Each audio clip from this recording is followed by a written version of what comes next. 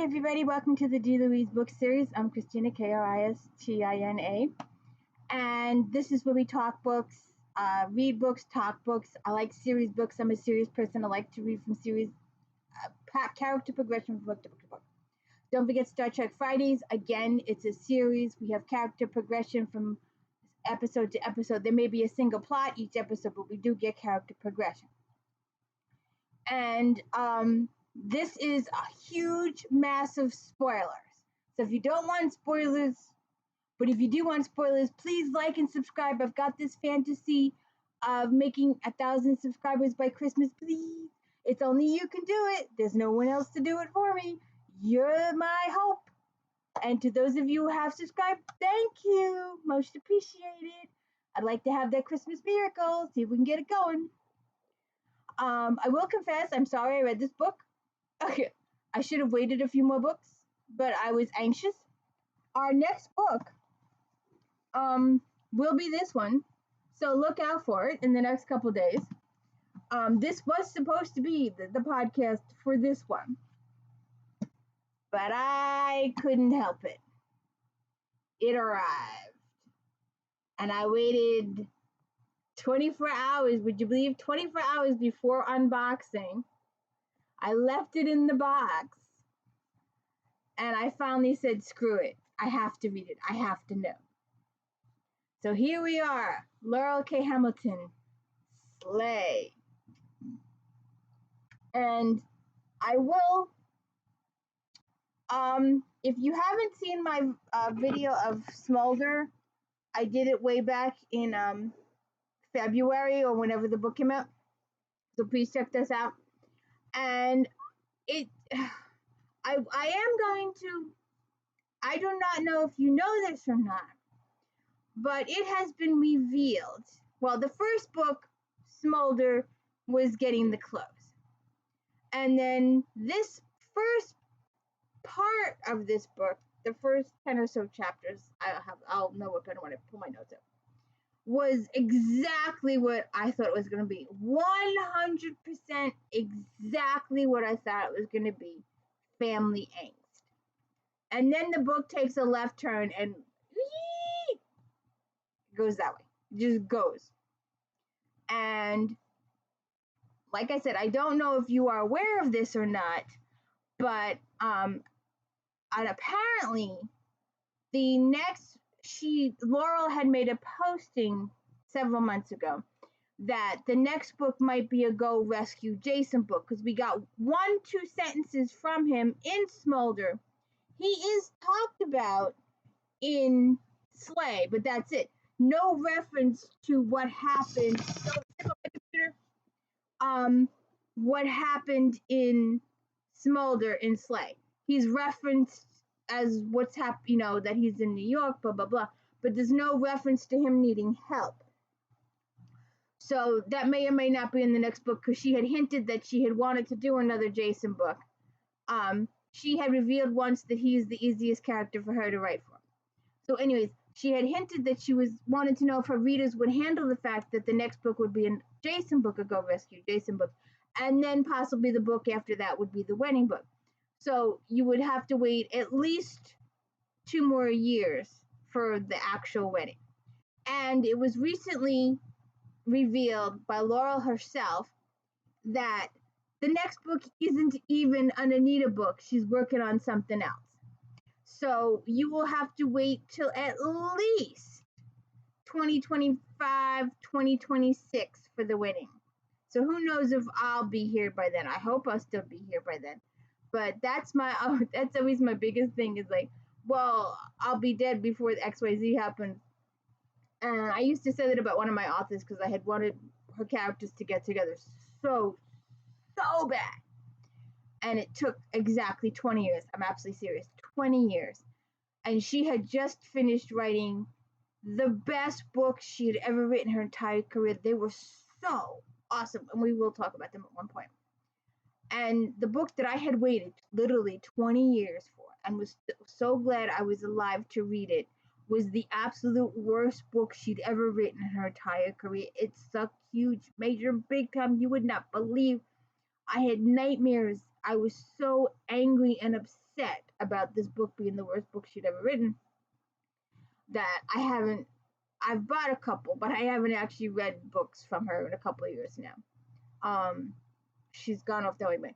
I was so massively annoyed that I had waited X number of years for the kid's book, and then the kid's book was just the worst book she'd ever written in her entire life. And I was thinking maybe she had been pressured by fans and her editors to finally put it out. She finally puts it out, and it's the worst thing she's ever written. So maybe authors should not be pressured into writing something that the fans want. They should just stick with what they want.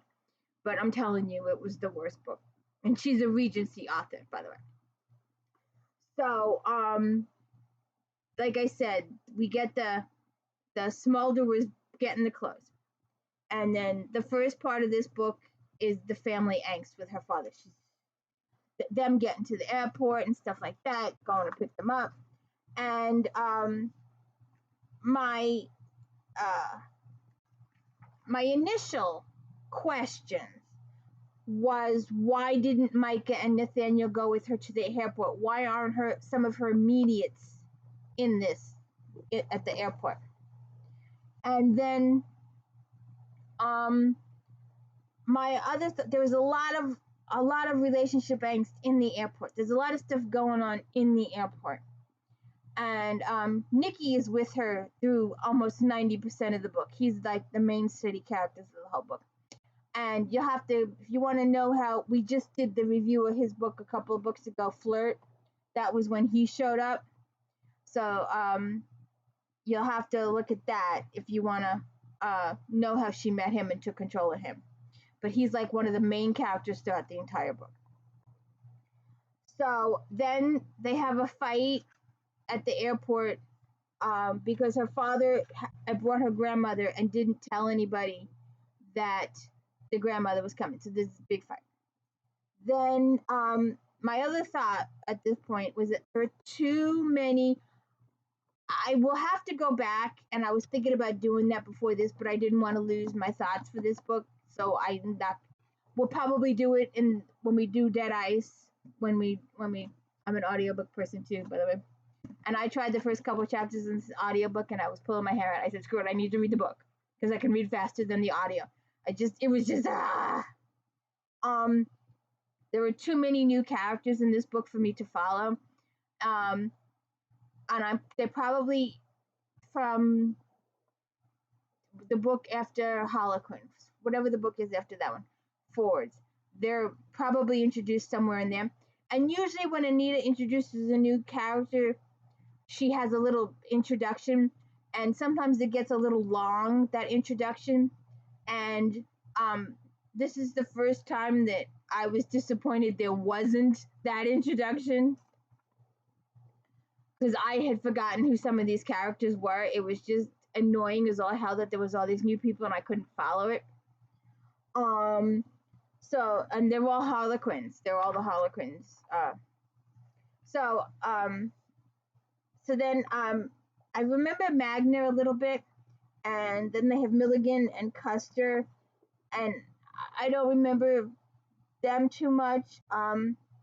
But I already mentioned about Nikki.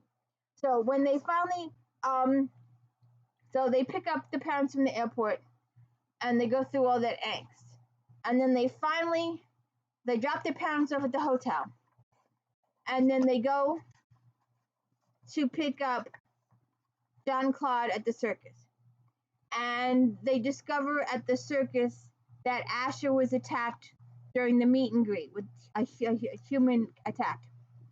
And I'm wondering, Asher's better than this. He's older than this. He's more prepared. He should see things coming. What happened here? So, and then Anita wants to go and question the guy, but they've got to go to the dinner.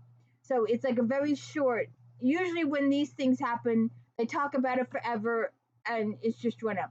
It's just like in some of the books with Anita, they will talk about having sex and they will negotiate the having sex till you're like, come on already, just keep flipping the pages, and then we gotta have sex and it goes on and come on, we just flip it. I was just like, you skip those chapters now. So that was just like the first thing that was just like, it was like cut short. It was like, that's it. This is what happened with Asher, cut short. Go on.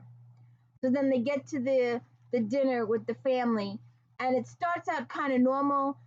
John Claude is telling them about his wife who died in childbirth. Their child also died the same day.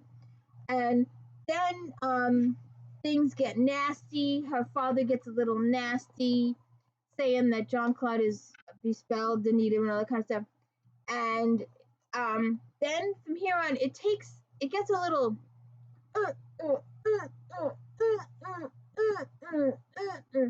because we make a decision and they're like, oh no, we can't do that, or we change our minds. We make the decision and then it doesn't. We change our minds and it doesn't happen. We're gonna make a left turn and at the last second we make a right turn instead.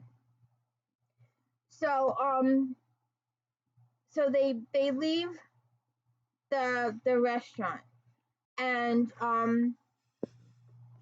someone comes up to John Claude. First, he pretends to be a fan or a paparazzi get picture, and instead he has holy water, and he throws the holy water, and Anita just could have taken the full brunt of the holy water.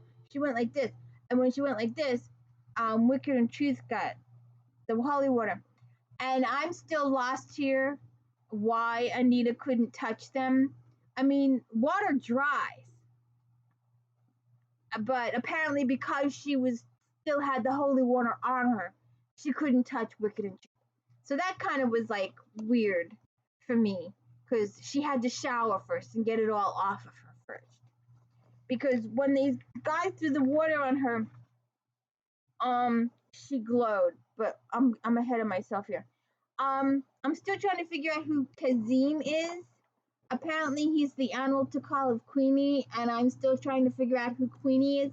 That's why I'm saying I regret not reading the previous book. I am reading the previous books, and that was my plan to, I've been doing all these reviews for the books leading up to Slay, but like I said, I got the book the other day and I couldn't wait. I just had to go ahead and do it. So I will go back and do the others, and I will be doing Dead Ice in a couple days, so you can look for that one. But I had no idea who Kazim was. He was just a character out of the blue, and he really wasn't introduced all that well. So I still don't know who he is, but I know that he's the animal to call of Queenie, and she causes a lot of damage in this book. She's harlequin, and she is damaging the marks between John Claude and Anita. And like I said, I just decided to read this, and I shouldn't have, because there's too many harlequins. That was my note. So they go to the hospital, and Anita gets a call from Arlen Bryce, who, a name I actually remember. A name I actually remember as one of her co-workers from the previous book. So that I remember. And don't step on my computer.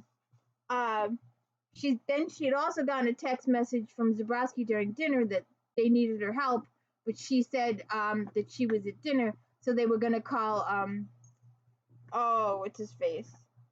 The guy that just got married. Oh, her protege. I can't think of his name now. Good Lord, I've been reading these books how long? I can't remember the guy's name. Her protege, the guy she was training, the guy that married the cop, the guy that's, oh, good Lord, I can't remember his name for nothing. So, they get him to go do the stuff with Zabrowski, but then Bryce says that there's other stuff going on, and then she ends up with a call with Edward, and he says that the call has gone out to all the marshals in the United States to come help in St. Louis, that all hell is broken loose. And like I said, so they're in the car, and then they get to the hospital, and Anita's got to stop working on my computer. Anita's got to talk to the doctor, and apparently the doctor is trying to use vampire DNA to promote the Fountain of Youth. He wants to cut off their skin and regrow it in a petri dish in the lab and then sew it back onto them and possibly use it for future stuff. And Anita and them go off. And then Dolph makes an appearance and he fills Anita in about the rest of the stuff that a lot of John Claude's places, a lot of the supernatural places, preternatural places in town have been hit. The circus was hit, and the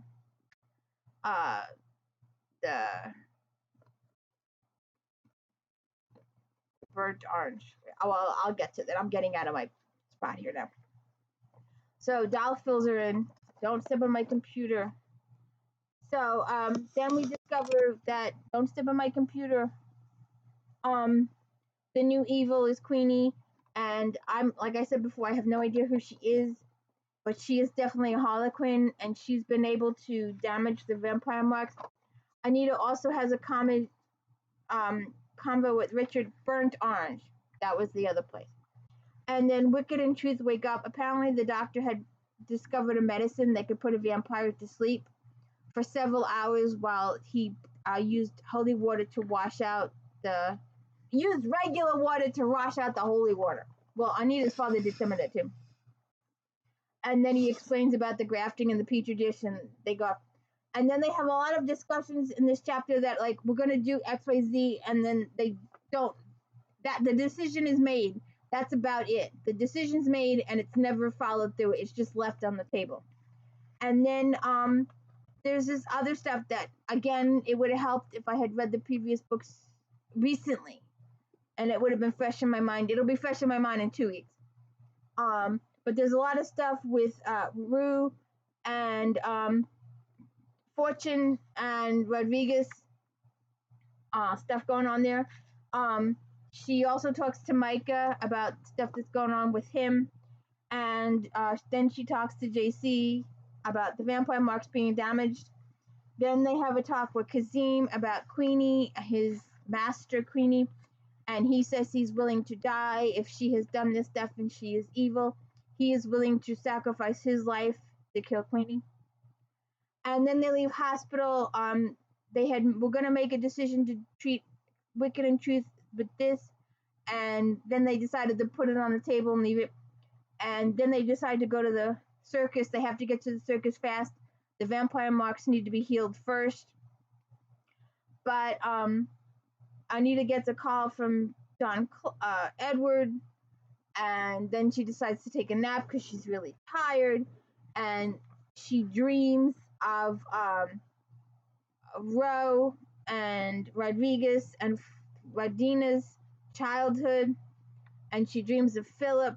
If you remember, I remember Philip. He was in the first book in Guilty Pleasures, and Anita has a little close the ends, tie up loose ends with him. And then she wakes up and she discovers that they're stuck in traffic. It's 3 o'clock in the morning. It's St. Louis. There should be no traffic. And it feels like a trap. So they decide, they make a decision about Wicked and Truth. And they start to get started with that decision. And then they decide not to make that decision. Then they make another decision and decide not to do that decision. And then Nicky decides that he gets a motorcycle, and him and Anita are going to escape on a motorcycle. And apparently later on we learn that a vampire, she's so concentrating on X, Y, and Z that she misses her necromancy's warning that a vampire is coming after her, and he captures her and kidnaps her. We later learn that Nicky gets injured, and this new vampire, apparently we've met him in the past, which is why I wanted to read the other books first so I would know who this guy was a little bit better. But like I said, I got in a hurry and I had to check this out. Demio, son of Ares, god of war. He wants to be the next king of vampires, and he wants Anita to be his wife, and he feeds like she feeds on the Adore, although The Ordor may be missing permanently. We do not know. But he feeds on torture and pain and some other stuff, some interactions. Then they bring Nikki in, and he has a piece of a tree through his heart. So, and I have no idea who Misha is, but apparently he or she took a blood oath to John and Claude. Rodina proves herself to be evil. I still have no idea who the Demolition Man is. Kane, Asher's lover, is proved to be involved in this, and he is a major conspirator in all this. He's massively guilty. Richard is captured also, and they have one of the best Richard Anita moments ever. I love it. That was my favorite part of the book. They have a really, really good Richard Anita moment. They talk about all the stuff that happened in Blue Moon. I looked up at Richard's perfectly brown eyes, paler than mine. More milk chocolate to my dark. You won't die here like this, he said. You don't know that, I said. I have faith that our story doesn't end here. I wish I was that confident. You usually are. What's different this time? I haven't had a vampire really roll me like this with their eyes in so long. I thought it was my necromancy protecting me, but it turns out it was John Claude's vampire marks, not me. All couples are stronger together than apart. That's the point of being a couple. Demos is in my head, Richard. He's controlling me in daylight.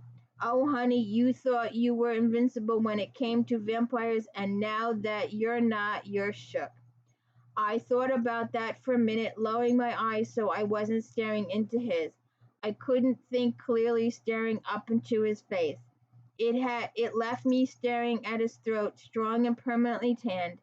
If he ran outside like Micah did, I wonder how dark Richard would tan.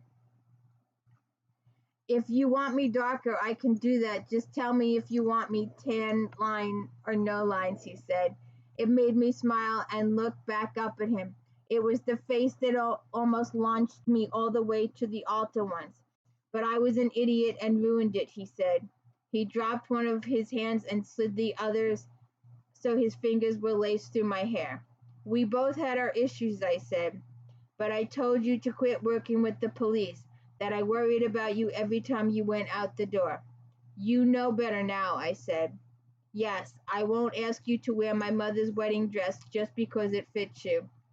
I rolled my eyes at that, but smiled. All that lace and little buttons at the collar.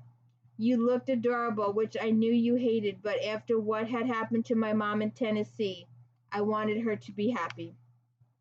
More than you wanted me to be happy at that time. I'm so sorry, Anita. Hell, Richard, I wanted your mom happy after what happened. They sent her finger and a lock of Richard's mother's brother's Daniel's hair in a box to us as a warning of what they were willing to do, and in 2 hours they'd do worse unless we did what they wanted us to do. Then they would let them go, but the henchman they sent with the box and the message had confirmed my worst fears, that they had already been raped, both of them. They weren't going to let them go in DNA covered of crimes we could prove. They'd kill all the other witnesses to their crimes. They had a sorcerer that could raise demons for real. Human sacrifice lets you raise more powerful demons. The look on his face let me know he'd relived all of it with me. You saved them, Anita. You faced a demon to save my mom. She is so happy that we're dating again. I'd probably have worn the dress for her after everything that happened. I know you would have, but I wouldn't quit my job. I know that now. Neither of us was ready to marry back then, I said. But I thought it was just me you weren't ready to marry, he said. Now you know better. He stared down at me, and I suddenly flashed on his face above me during sex.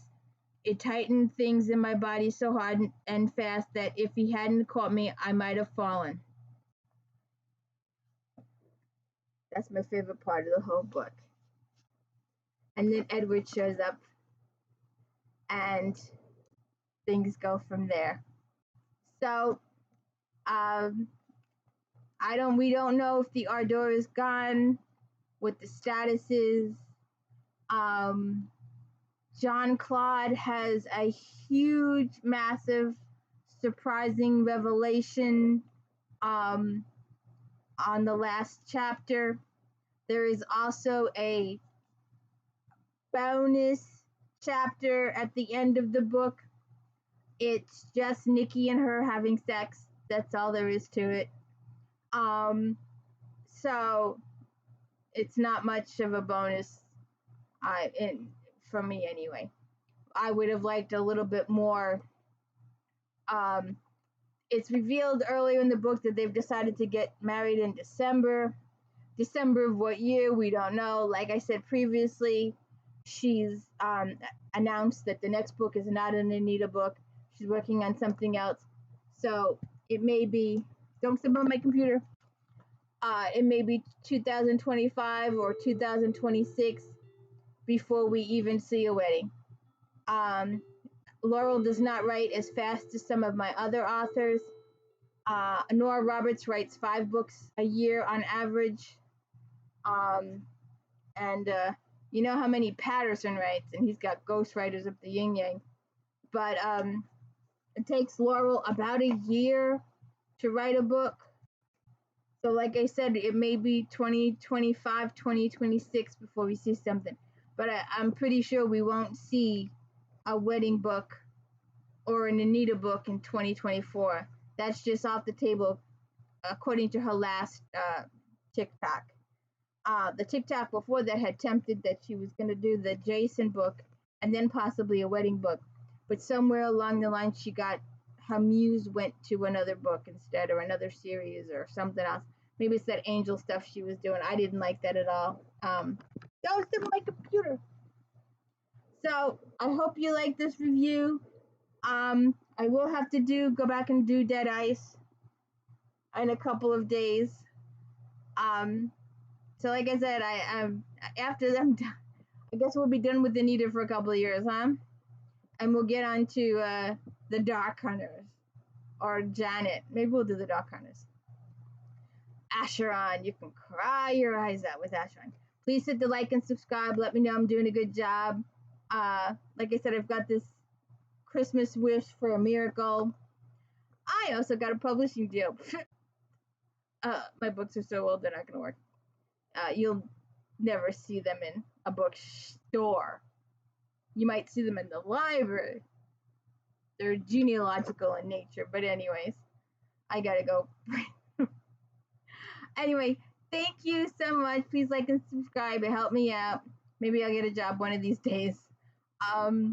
But please check it out. Slay. You gotta read Smolder first or you gotta read the whole series to get the characters. I gotta go check up on some of these characters. If I get time, I'm gonna look up some. I have no idea who these people are, and I should know, but I know the core characters. But I know Micah, Damien, John Claude, Asher, and Nathaniel and Jason.